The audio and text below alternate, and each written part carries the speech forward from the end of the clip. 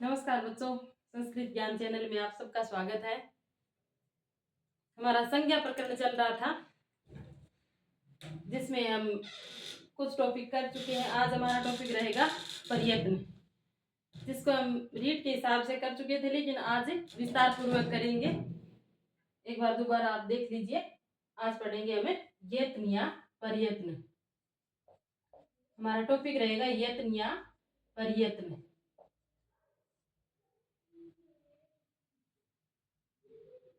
प्रकृष्ट है,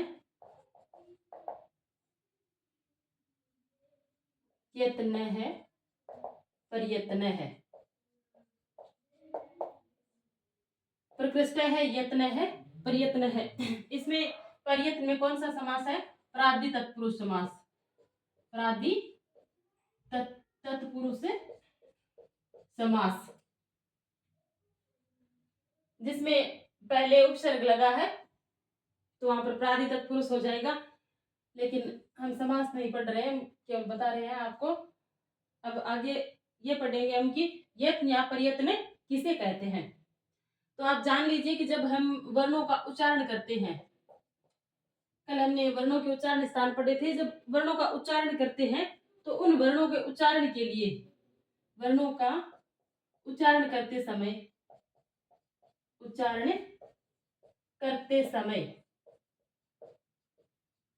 मुख के उच्चारण स्थानों के द्वारा, मुख के उच्चारण स्थानों के द्वारा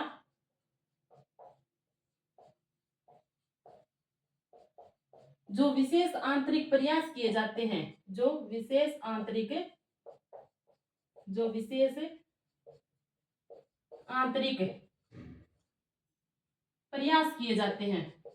प्रयास किए जाते हैं, उनको हमें प्रयत्न कहते हैं। प्रयत्न कहते हैं। वर्णों का उच्चारण करते समय जब हम वर्ण हमारे मुख्य उच्चारण स्थानों के द्वारा जब विशेष प्रयत्न करते हैं उच्चारण के लिए, तब जब हम प्रयत्न करते हैं तो वो प्रयत्न क्या होते हैं? विशेष आंतरिक जो प्रयत्न के प्रयास किए जाते हैं हमारे ओर से, तब उन्हें हम प्रयत्न कहते हैं। ये प्रयत्न कितने प्रकार के होते हैं? प्रयत्न है वो मुख्यतः कितने प्रकार के होते हैं? यत्नो द्विधा। यत्न दो प्रकार के होते हैं। कौन कौन से? आभ्यंतर और बाह्यस्थ। आभ्यंतर है, बाह्यस्थ।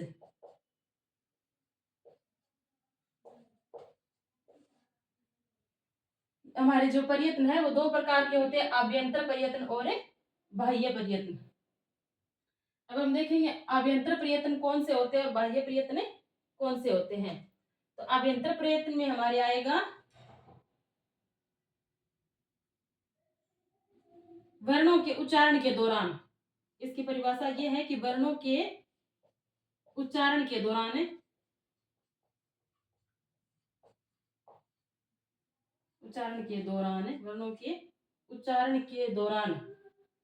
जो विशेष आंतरिक प्रयास किए जाते हैं, जो विशेष आंतरिक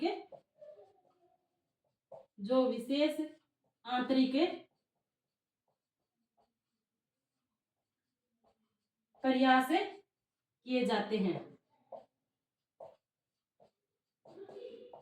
जाते हैं, जिसका अनुभव केवल वक्ता को होता है, जिसका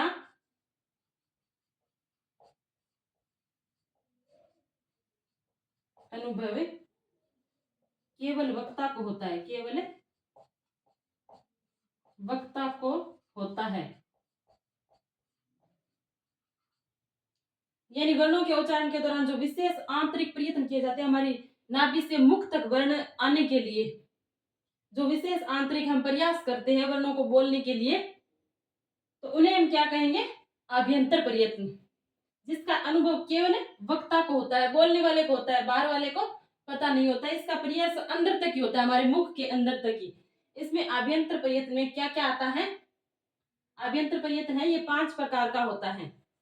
अभ्यंतर प्रयत्न है ये 5 प्रकार का होता है। आप कैसे याद रखोगे? अभ्यंतर प्रयत्न 5 प्रकार का होता है और बाह्य प्रयत्न है वो 11 प्रकार का होता है। तो आप इनको इन वर्णों को गिनो। मैंने भी ऐसे याद रखा था। एक छोटी सी ट्रिक है कि देखो इन वर्णों को गिनना। आप 1 2 3 और 4 4 हमारे पास है पूरे वर्ण है और एक हमारा भ और न आधा आधा उनको हम एक बना लेंगे। तो इस प्रकार हमारे आभ्यंतर प्रयत्न में 5 वर्ण है। तो आभ्यंतर प्रयत्न को याद रखोगे कि ये 5 प्रकार का है। इनके प्रकार 5 है और बाह्य प्रयत्न में आप यहाँ से 11 को उठा लेना। तो बाह्य प्रयत्न कितने हैं?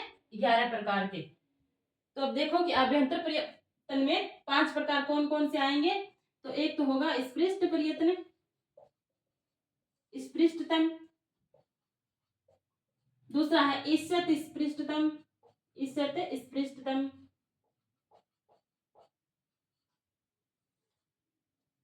तीसरा होगा ईषद विपरीतम, ईषद विपरीतम। चौथा होगा विपरीतम, विपरीतम। और पांचवा होगा संवृतम, संवृतम। ये हमारे आभ्यंतर प्रयत्न के 5 प्रकार है। स्पृष्टतम, ईषद स्पृष्टतम, ईषद विपरीतम, विपरीतम और संवृतम। फिर आप बाह्य प्रयत्न को याद रखोगे। इसकी परिभाषा ये है कि जब हम उच्चारण स्थानों के द्वारा जो वर्ण बोलते हैं उनका अनुभव वक्ता के साथ साथ सुनने वाले श्रोता को भी होता है। यानी इसका अनुभव वक्ता के साथ साथ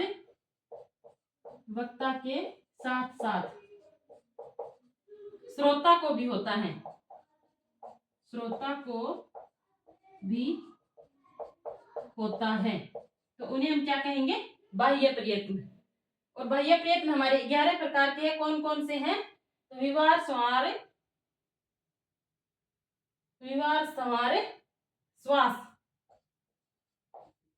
विवार, संवार, श्वास।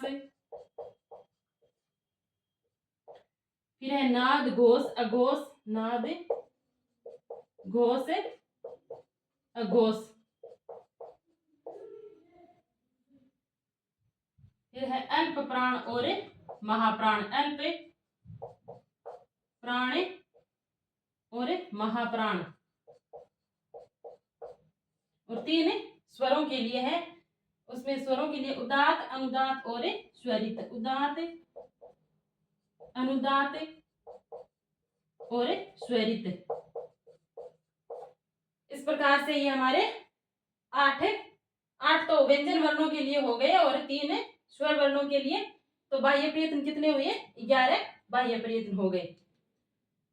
यानी हम यत्न या प्रयत्न किसे कहेंगे?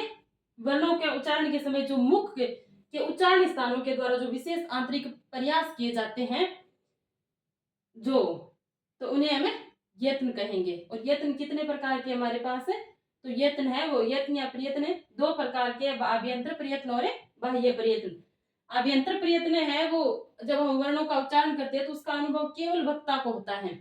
जो विशेष आंतरिक हमारा प्रयास होता है उन्हें हम आभ्यंतर प्रयत्न कहेंगे। और आभ्यंतर प्रयत्न है वो 5 प्रकार के हैं। स्पृष्टतम, ईषद स्पृष्टतम, ईषद विपरीतम, विपरीतम और संवृतम। और बाह्य प्रयत्न है ये जब वक्ता बोलता है, वर्णों का उच्चारण करता है तो उसका अनुभव स्वयं के साथ साथ श्रोता को भी होता है। उन्हें बाह्य प्रयत्न कहेंगे। और बाह्य प्रयत्न हमारे पास 11 प्रकार के हैं। वो है विवार, संवार, श्वास, नाद, घोष, अघोष, अल्प प्राण और महाप्राण। और 3 स्वरों के लिए वो है उदात, अनुदात और स्वरित।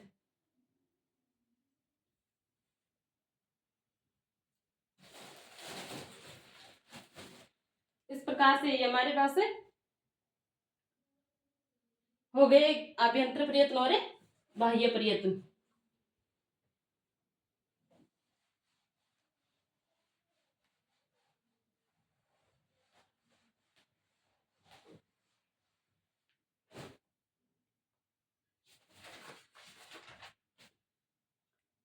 फिर हम इनको एक एक को देखेंगे।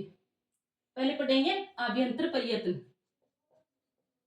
आभ्यंतर प्रयत्न।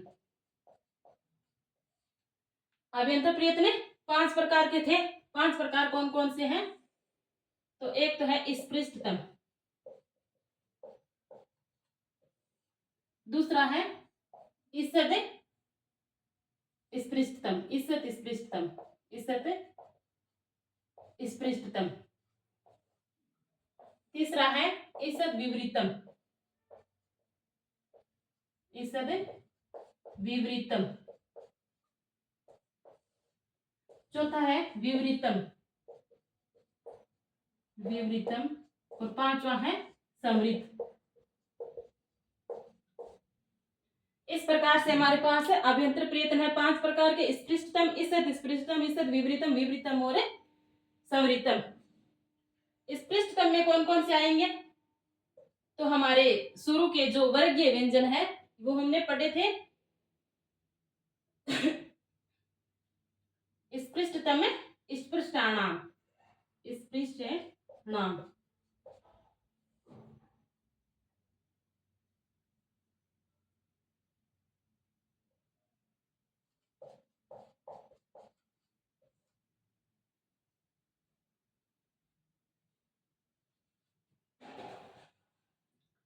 इसमें स्पृष्टतम में देखिए यहाँ पे स्पृष्ट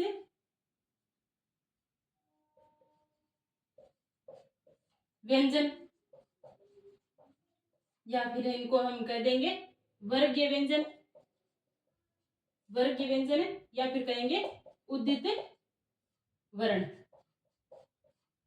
जो कितने हैं हमारे पास 25 हैं, जिनको हमें कु, चु, टू, तू, पू के हिसाब से लिख सकते हैं, जिनमें कै का मतलब कै वर्ग के पूरे वर्ण, और इस प्रकार से पांचों है वो इसमें 25 वर्ण आएंगे। और इनको ऐसे भी कह सकते हैं कादियो मावशाना, कादियो मा अवसाना, यानी कै से लेकर के मैं तक के वर्ण। इस प्रकार स्पृष्टतम में हमारे आएंगे स्पृष्ट व्यंजन, जिनको वर्गीय व्यंजन और 25 व्यंजन आएंगे। ईषद स्पृष्टतम में हमारे आएंगे यणो अंतस्था, यणो अंतस्था, यानी यण प्रत्याहार के वर्ण आएंगे। और इसमें हमारे यण प्रत्याहार के वर्ण आएंगे, जिसमें ये, व, र और ल। और यण इनको अंतस्थ भी कह सकते हैं, अंतस्थ वर्ण, अंतस्थ वर्ण। इनमें 4 वर्ण आएंगे। और ईषद विवृतम में हमारे आएंगे चलो उस्माणे, चलो उस्माणे, यानी सल प्रत्याहार के 4 वर्ण, जिसमें आएंगे स, है। इसमें 4 वर्ण आएंगे और सल प्रत्याहार के ईषद विवृतम में आएंगे।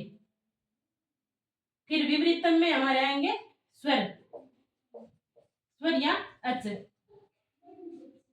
और अच हमारे पास कितने हैं? 9। इसमें 9 वर्ण आएंगे। इसमें संवृतम में आएगा केवल ऋस्व ए, ऋस्व ए, और वो भी प्रयोग दशा में, प्रयोग दशा में। प्रयोग दशा में जब ए होगा, हम सामान्यतः जब बोलचाल की भाषा में प्रयोग करते हैं तब वो ए केवल समृद्ध में आएगा, बाकी प्रक्रिया दशा में सारे के सारे स्वर है वो विवृतम में ही आएंगे। प्रयोग दशा में जैसे कि हमने किसी का नाम ले लिया, जैसे मोहन है, इस मोहन में जो न के साथ ए जुड़ा है वो विसमृत में आएगा। जैसे कमल है, ऐसे नॉर्मल नाम में हमें समृत में जो ए है उनको हम समृत में लेंगे, और बाकी सारे के सारे जो प्रक्रिया दशा है, जैसे कि हम प्रक्रिया के द्वारा व्याकरण में जब प्रयोग करते हैं स्वरों का, तो वो विवृत में आएंगे। जैसे एक उदाहरण ले लीजिए मधुधन अरि, इसमें जो ए है जिसका हम संधि कर रहे हैं, तो ये ए है वो विवृतम में आएगा। अभ्यंतर प्रयत्न यहाँ 5 प्रकार के हैं, स्पृष्टतम, ईषद, स्पृष्टतम, विशद, विवृतम, विवृतम और संवृतम। जिसमें स्पृष्टतम में 25 वर्ण आएंगे, जो स्पृष्ट व्यंजन, वर्गीय व्यंजन और उदित वर्ण है, जिनको कह सकते हैं क से लेकर के मैं तक के वर्ण। फिर ईषद स्पृष्टतम में आएंगे जड़ों अंतस्था, यानी जो अंतस्थ वर्ण है 4 ये व रैल वो आएंगे। फिर ईषद विवृतम में आएंगे चलो उस्मान, यानी स है, ये 4 वर्ण आएंगे। फिर विवृतम में 9 स्वर आएंगे। संवृत केवल इसलिए है कि जब हम प्रयोग दशा में ए का प्रयोग करते हैं तब है, तब जो ए है उनको संवृत में प्रयोग लेंगे, बाकी व्याकरण में जब प्रयोग करते हैं प्रक्रिया दशा में तब वो सारे के सारे स्वर है वो विवृत में आएंगे। इस प्रकार हमारे माहेश्वर सूत्रों के अनुसार ये जो सारे के सारे वर्ण हैं, जो 33 व्यंजन वर्ण और 9 हमारे हैं स्वर, उनका विभाजन इस प्रकार से किया गया है। फिर हम देखते हैं बाह्य प्रयत्न।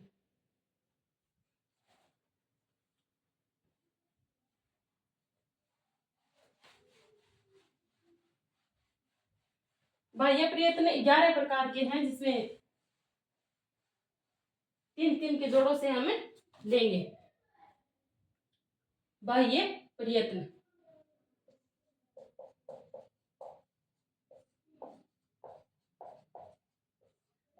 ये 11 प्रकार के हैं बाह्य प्रयत्न,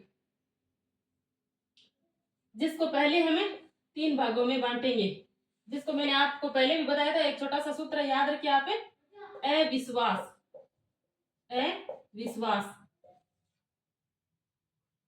अविश्वास है। 12 की संख्या क्या है? अविश्वासी है। और फिर आप साथ में ये भी याद रखना, जो खर प्रत्याहार में जो वर्ण आएंगे वो आएंगे इनमें। तो अविश्वास का क्या लोगे आप? ऐसे बनाओगे आप घोष, विश्वास से वी से आप बनाओगे घोष विवार, फिर बच्चा हमारे पास है श्वास। 3-3 के जोड़ों से हम प्रयोग करेंगे अघोष, विवार और श्वास। इनको याद रखना, अविश्वास। और खर प्रत्याहार के जो वर्ण है वो आएंगे अघोष, विवार, श्वास में।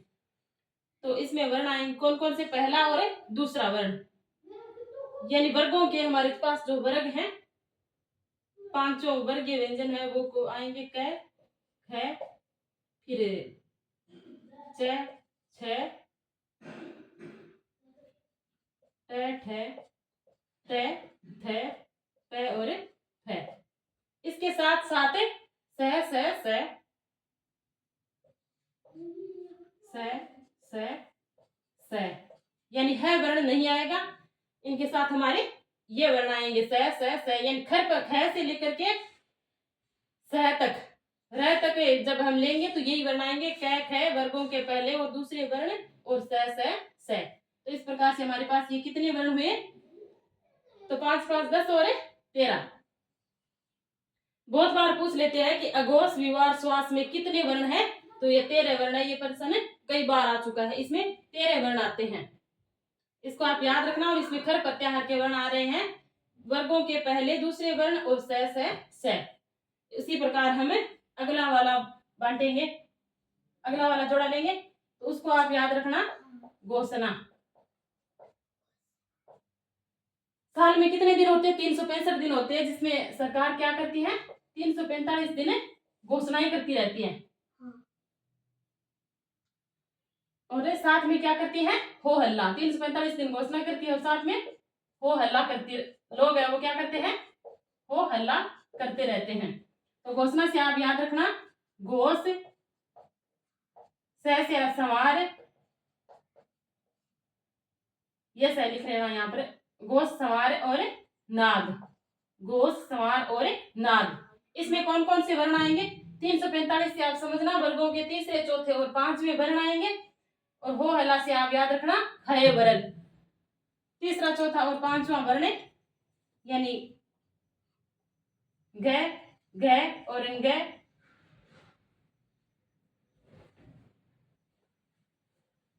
और फिर छ तो यहाँ ले लिया, तो अब आप ले लेना जय, जय और ये। और फिर इसमें टैट है ड, ध और न, थ, तो द, ध, न और प ले लिया, तो ब, भ और मैं। इस प्रकार से ये वर्गों के तीसरे, चौथे और पांचवें वर्ण है वो इस जोड़ी में आ जाएगा, गोस, संवार और नाद में। और है हो हल्ला से यहाँ पे पहले तो है लो और फिर है वरल, है वरल, है ये व र ल। हल से यहाँ पे ये याद रखना, हल से ऐसे याद रखो कि है वरल, है से लेकर के ल तक के वर्ण लेने हैं। तो इसमें हमारे पास कितने वर्ण हो गए इसको आप याद रखना। जो घोषणा का जोड़ा है, घोष, संवार, नाद वाला व्यंजन वर्णों का विभाजन है, उसमें कितने वर्ण आएंगे? तो ये हमारे 20 वर्ण आएंगे इसमें। ये क्वेश्चन बहुत बार पूछते हैं। घोष, संवार, नाद, इसमें आएंगे 20 वर्ण, यानी वर्गों के तीसरे, चौथे, पांचवें वर्ण। और है ये है आएगा और इसके साथ यण प्रत्याहार आएगा। यण प्रत्याहार के चारों वर्ण है ये वरल, ये व र ल। तो इस प्रकार से हमारे पास 6 प्रयत्न, अभ्यंतर बाह्य प्रयत्न है वो ले लिए। और अब हमारे पास बचा है अल्प प्राण और महाप्राण। तो अल्प प्राण में याद रखना अल्प प्राण, अल्प को याद रखना अल्प अंतस्थ, ऐसे अल्प प्राण और ऐसे अंतस्थ। अल्प अंतस्थ 135,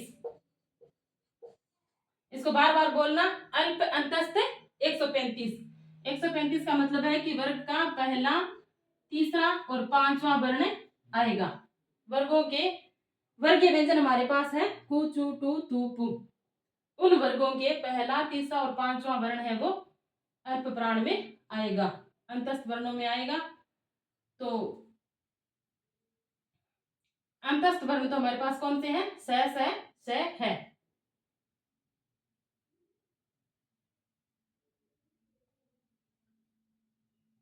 अंतस्थ वर्ण है यणो अंतस्थ, यानी यण प्रत्याहार।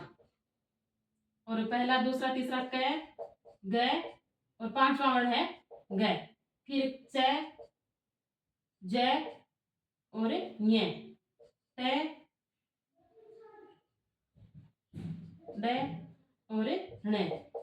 फिर त और त के साथ त, द और न, प, ब और म। इस प्रकार ये पहला, दूसरा, तीसरा, पांचवा वर्ण आ गया। फिर यण अंतस्थ, यण प्रत्याहार।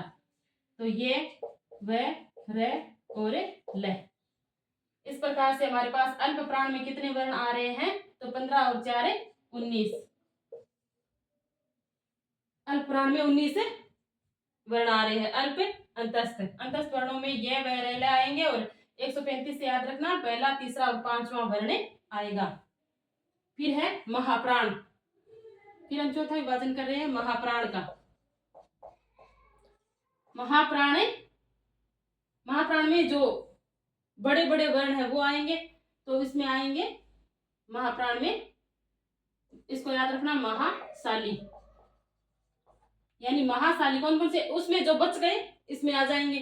तो दूसरा और चौथा वर्ण और सल प्रत्याहार, सल प्रत्याहार। तो दूसरा और चौथा हमारे पास वर्ण ले लेंगे तीनों वर्गों के। तो जैसे कि हमने ख ले लिया, ग ले लिया, फिर यहाँ पर छ और ज, ठ और ढ, थ और ध, प, फ और भ। ये वर्ण ले लिए। और स है, ये चारों वर्ण ले लिए। तो इसमें कितने वर्ण आएंगे? 5 और 4 10 और 4 इसमें आएंगे 14 वर्ण। महाप्राण में आएंगे दूसरा, चौथा, वर्गों के दूसरे, चौथे वर्ण और सल प्रत्याहार। तो इस प्रकार से हमारा ये विभाजन हो गया। अब बचा है स्वरों का।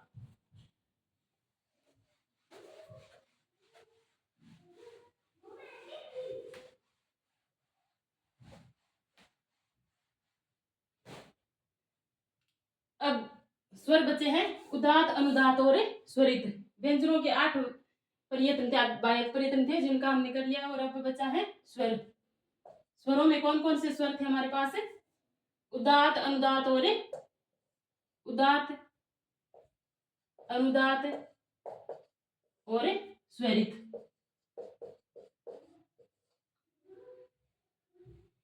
उदात में क्या हो रहा है? उच्च ही उदात है, उच्च ही उदात है।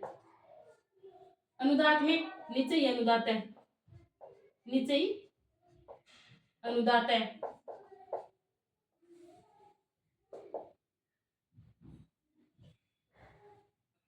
नीचे ही अनुदात है। फिर स्वरित में समाहार है, समाहार है, स्वरित है।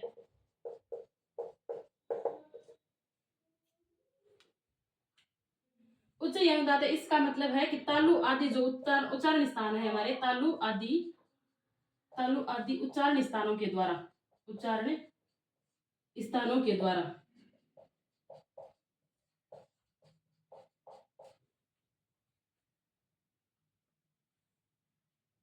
तालु आदि उच्चारण स्थानों के ऊर्ध्व,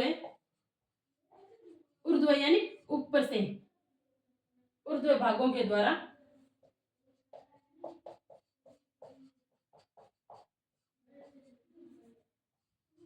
जो स्वर निकलते हैं, स्वर निकलते हैं, उन्हें हमें उदात स्वर कहते हैं, उदात स्वर कहते हैं। फिर उदात में इनमें चिन्ह नहीं होता है। एक बात याद रखना आप कि इनमें चिन्ह नहीं होता है, नहीं होता है। जैसे कि ए लिख दिया, ए ई उ री, इनमें चिन्ह नहीं होता है और इनमें नीचे ही अनुदात है, यानी तालु आदि जो उच्चारण स्थान है उनके नीचे, जैसे अधः भाग के द्वारा निष्पन्न स्वर, अधः भाग द्वारा निष्पन्न स्वर, निष्पन्न स्वर, इनमें चिन्ह होता है। एक बात याद रखना, इनमें चिन्ह होता है, चिन्ह होता है। जैसे ए ई उ री, ये जो स्वर है इनमें इस प्रकार से नीचे आड़ी रेखा होती है। ये स्वर है वो केवल वैदिक जो मंत्र होते हैं उन्हीं में प्रयोग लिए जाते हैं और नीचे आड़ी रेखा होती है, आपका याद रखना, नीचे आड़ी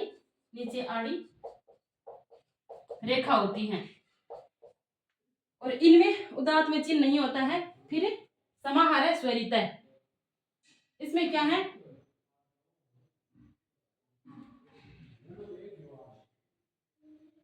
इनमें क्या है, बीच में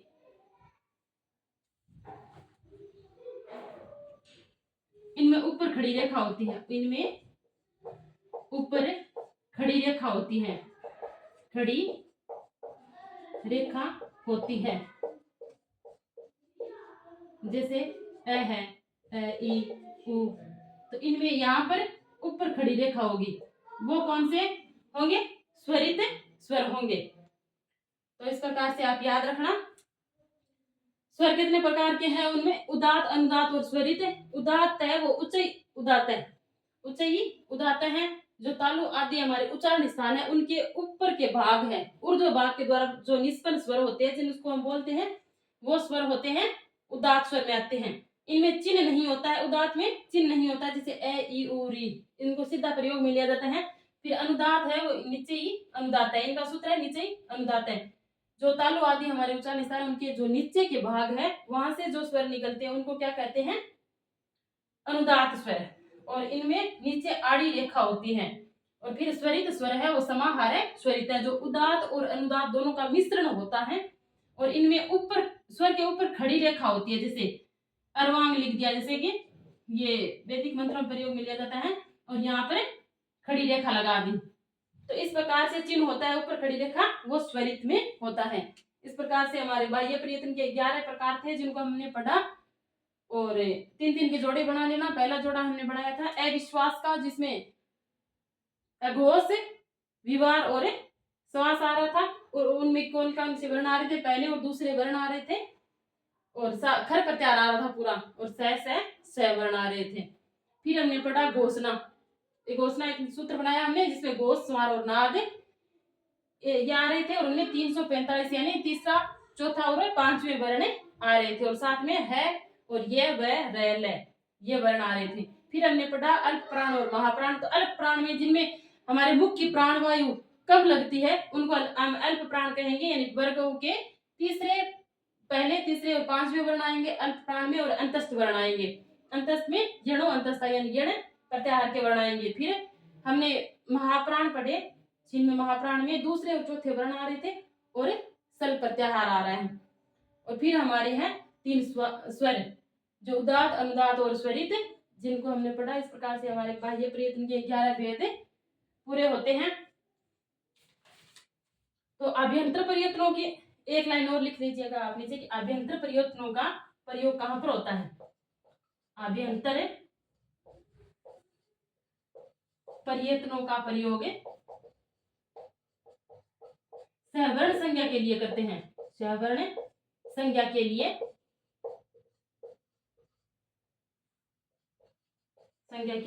करते हैं।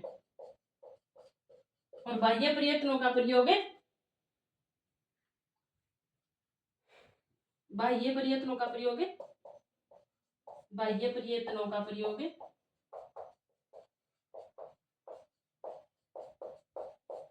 आंतरतम्य परीक्षा के लिए करते हैं। आंतरतम्य परीक्षा के लिए करते हैं। ये हम कल पढ़ेंगे कि अभ्यंतर प्रयत्नों का प्रयोग श्रवण संज्ञा के लिए करते हैं। श्रवण संज्ञा हम कल पढ़ेंगे। श्रवण संज्ञा कब करते हैं, क्यों करते हैं, कैसे करते हैं। और आंतरतम्य परीक्षा हम संधि पढ़ते समय, संधि में जब आंतरतम्य परीक्षा करेंगे तब मैं आपको बताऊंगी कि यहाँ पर बाह्य प्रयत्नों का प्रयोग किस प्रकार से करते हैं। आप सबका बहुत बहुत धन्यवाद और आशा करती हूँ आप सबको समझ में आया होगा। तो पढ़ते रहिए, मस्त रहिए।